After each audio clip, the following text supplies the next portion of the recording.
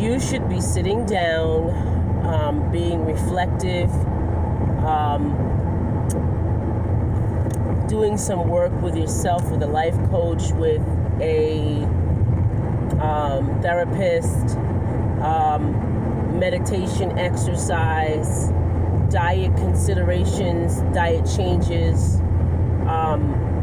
education, advancement and empowerment in your life, instead of seeking someone else to fill those voids. Because if those voids are not completely filled, you're going to expect what you call your soulmate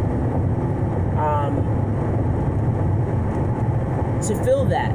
Because when a person says to me they want a soulmate, that means that they want somebody to meet what they don't have in their soul. And I don't know if that's empowering, but I think I would rather have a complete soul and have a complement to that soul. So I want somebody to complement my life instead of complicating it, instead of confusing it or changing it of some sort.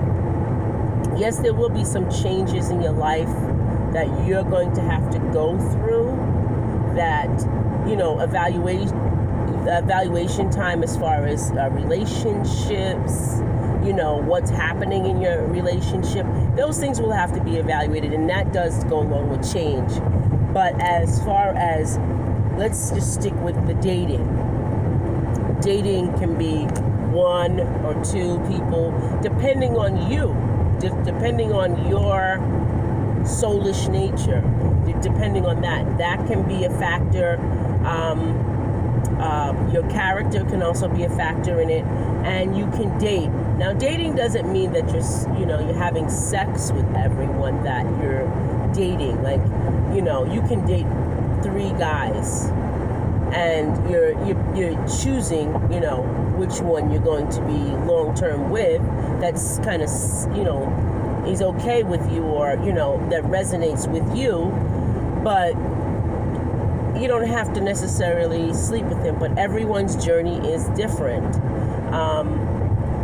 It could be dating at one at a time to see if it fits, or it could be 3 or 4. But however you date, you're looking for a romantic interest. You're looking for some to romantically long-term interest. That's what you're looking for. And when you do not find it, then you recalibrate and you do it all over again. You start the dating process all over. My experience, just, in general on the dating end, has been,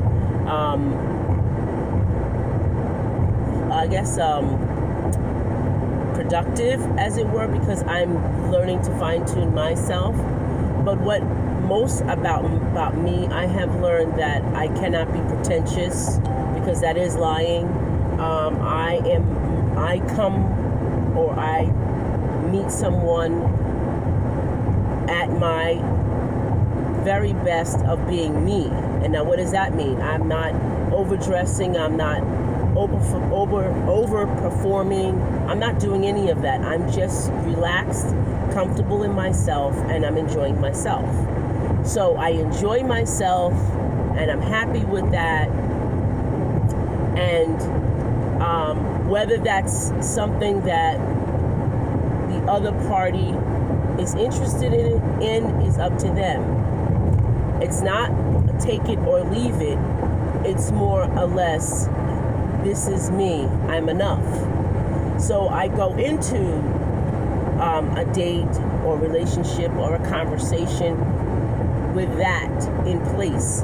Not in mind, but in place, because that's who I really am and what I really am.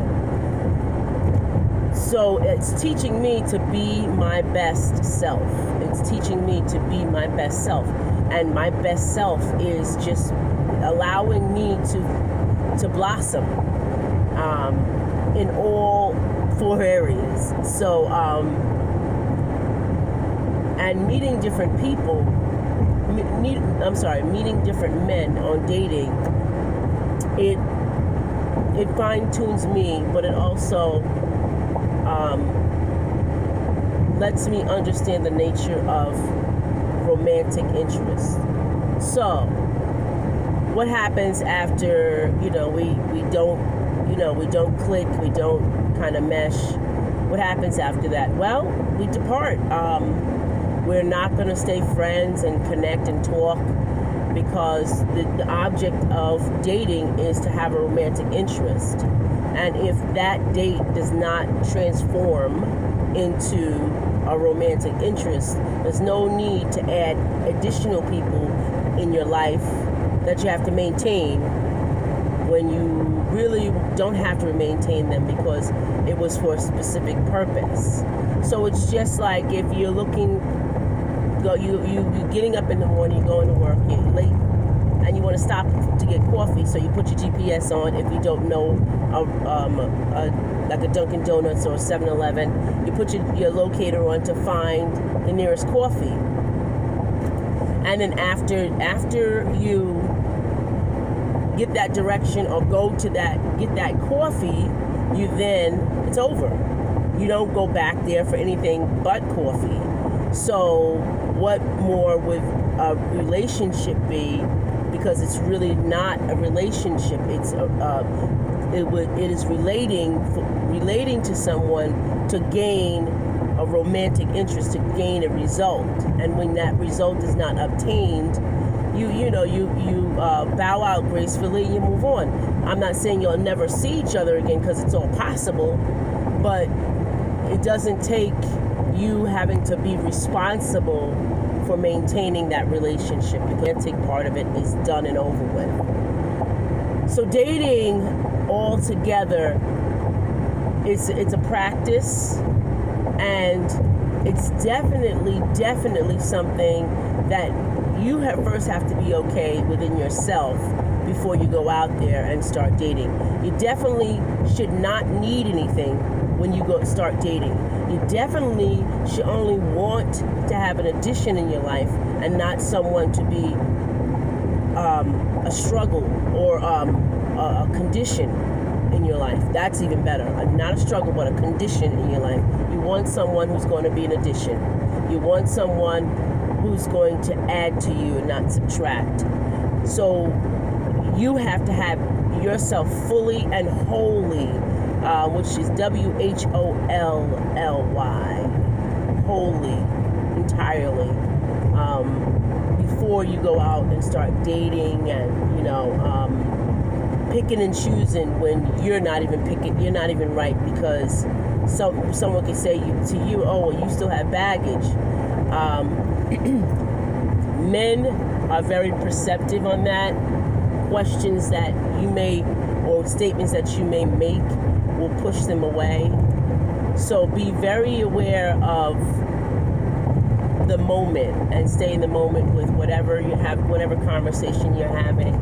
And if it goes well, it goes well. And don't expect more than that.